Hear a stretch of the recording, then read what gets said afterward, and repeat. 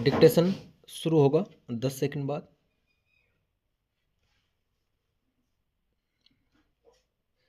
जीवन कभी रिक्त नहीं हो सकता और हम आम तौर पर किसी न किसी समस्या से जूझते हैं।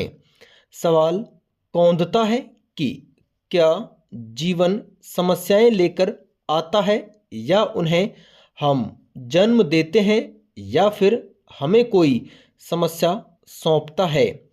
गहनता से पड़ताल हो तो यही पाएंगे कि हमारी अपरिपक्वता और अक्षमताएं ही विकट समस्याओं का रूप धारण करती हैं।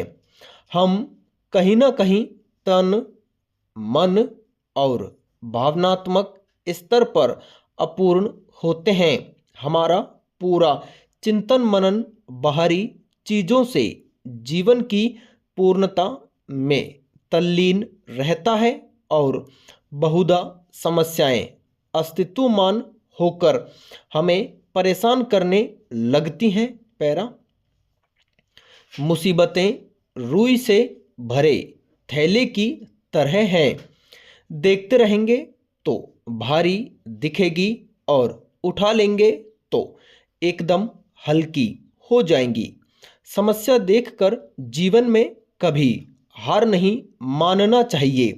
क्या पता समस्या के अंदर कोई बड़ी शुरुआत छिपी हो। समस्या से भागना समस्या का प्रारंभ है और समस्या का सामना करना समस्या के अंत का प्रारंभ है। विपत्ति से बढ़कर तजुर्बा सिखाने वाला दूसरा कोई विद्यालय नहीं। मात्र शिकायत करके समस्याओं से बचा नहीं जा सकता। जिम्मेदारी उठाकर उसे कम जरूर कर सकते हैं।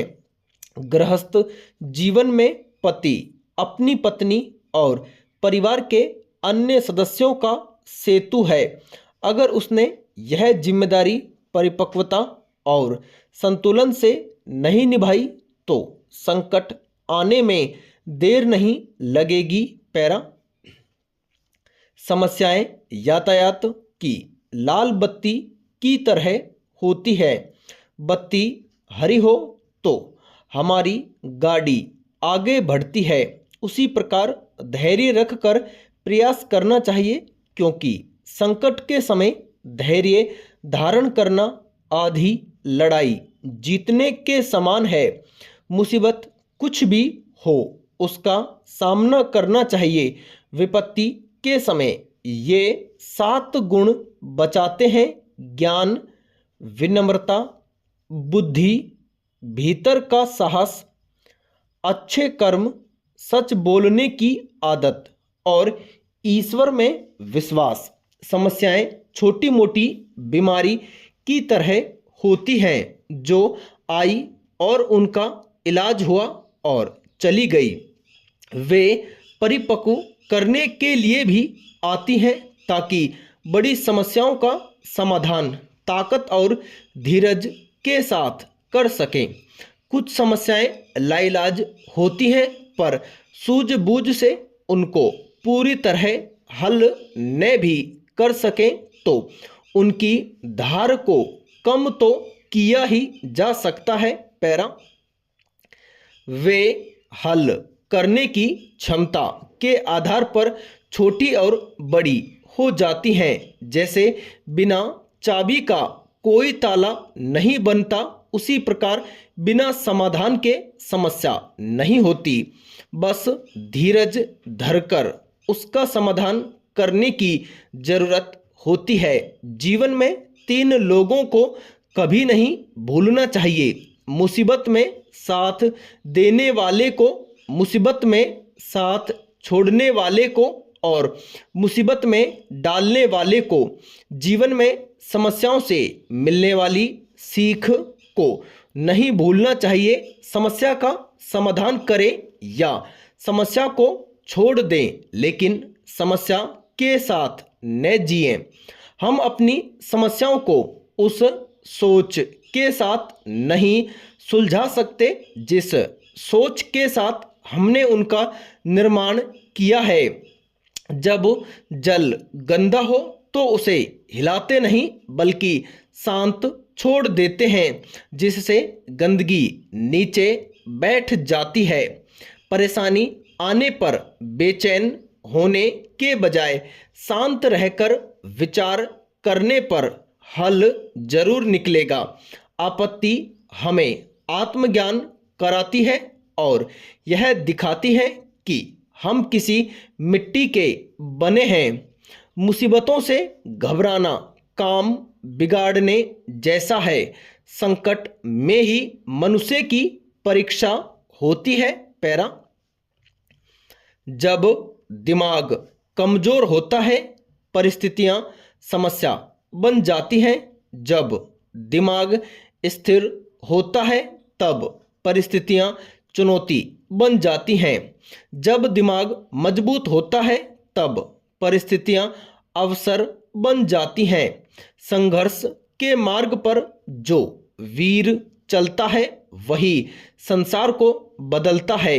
जवानी में हम मुसीबतों के पीछे भागते हैं और बुढ़ापे में मुसीबतें हमारे पीछे भागती हैं।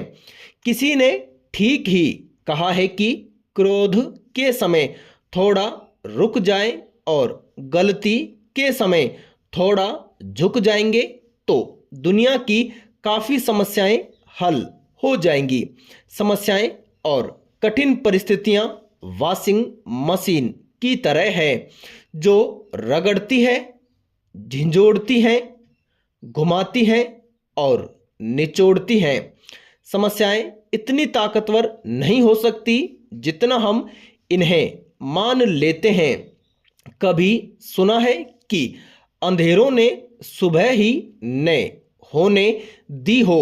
हर परिस्थिति में उम्मीद का दामन थामे रहना चाहिए। युग युगांतर से जिंदगी ही समस्या है और जिंदगी ही निदान है। अगर मजबूत रहना है तो आपात स्थिति में हमें डावाडोल नहीं होना चाहिए। पैरा, अपनी दिलचस्पी या फिर खुशी के लिए कुछ अलग करने का शौक सामान्य तौर पर सकारात्मक माना जाता है, मगर इस तरह के शौक में कोई अपना विवेक या सूझबूझ की क्षमता ही खो दे तो यह न सिर्फ एक बेमानी चलन की भेड़चाल में शामिल होना है बल्कि जानलेवा जोखिम को न्योता देना भी है। जब से स्मार्टफोन के साथ हर हाथ में कैमरा पहुंचा है तब से काफी लोगों के भीतर एक विचित्र मनोदशा का विकास होता देखा जा सकता है, जिसमें वे मौके बेमौके बिना किसी मायने के अपनी तस्वीरें उतारते रहते हैं। इसका विस्तार सोशल मीडिया पर खुद को अभिव्यक्त करने के रूप में हुआ और हर वक्त अपनी तस्वीर या फिर वीडियो बनाकर प्रसारित कर देना मानो किसी जरूरी काम की तरह देखा जाने लगा।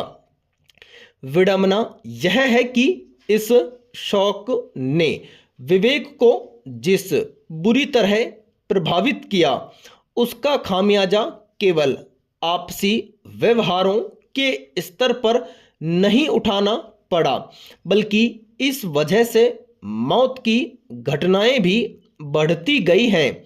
आए दिन ऐसी खबरें आती हैं कि सोशल मीडिया पर रील के आकर्षण में वीडियो बनाने की कोशिश में हादसे का शिकार होकर किसी युवा की जान चली गई।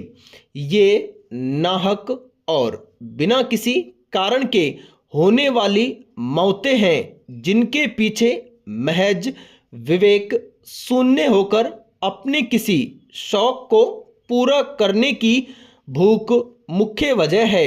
हरिद्वार में बुधवार को 20 वर्ष की एक छात्रा ने रेल की पटरी पर रील बनाने की कोशिश की और उसी समय आई ट्रेन की चपेट में आ गई। उसकी जान चली गई। जिस बच्ची को अभी पढ़ाई लिखाई करनी थी, खेलना कूदना था और भविष्य बेहतर बनाने के सपने देखने थे, वह सिर्फ रील बनाने के शौक में मारी गई। इस तरह की घटनाओं का एक सिलसिला चल पड़ा है।